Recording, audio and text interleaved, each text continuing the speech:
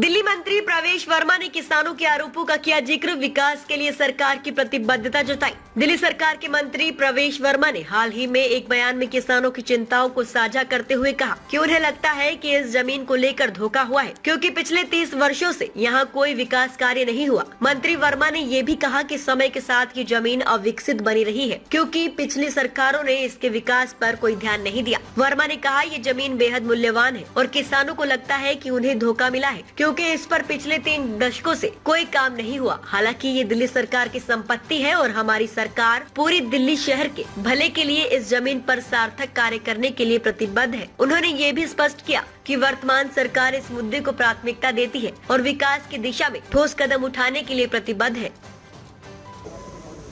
और वो राजकीय सम्मान के साथ हुई थी, क्योंकि दिल्ली सरकार की जमीन है। और ये जब हमारी सरकार की 1993 से 1998 के बीच में, तब ये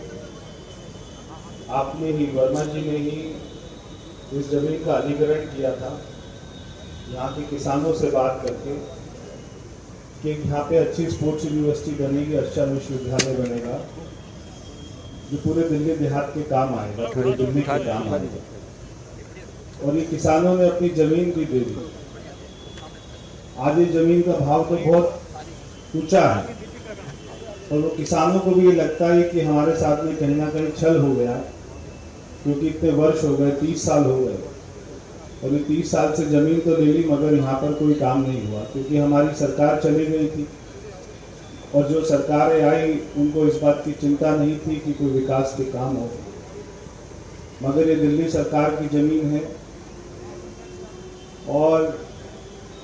यहाँ पर निश्चित ही हमारी सरकार एक अच्छा काम करेगी जो पूरे दिल्ली के लिए काम आएगा। यहाँ पे बहुत सारे पेड़, बहुत सारे कीकर, और ये क्योंकि इसकी कभी व्यवस्था नहीं की गई, और भी बहुत सारे काम 20 तारीख से जब से सरकार बनी है उसके बाद से ही मुख्यमंत्री जी के नेतृत्व में पूरा मंत्रिमंडल, पूरी दिल्ली की सरकार लगी हुई है कि कैसे दिल्ली में एक अच्छा काम करें और केवल 5 साल के लिए नहीं, एक ऐसी व्यवस्था बने जो अगले 50 साल 100 साल के लिए अच्छी व्यवस्था खड़ी हो।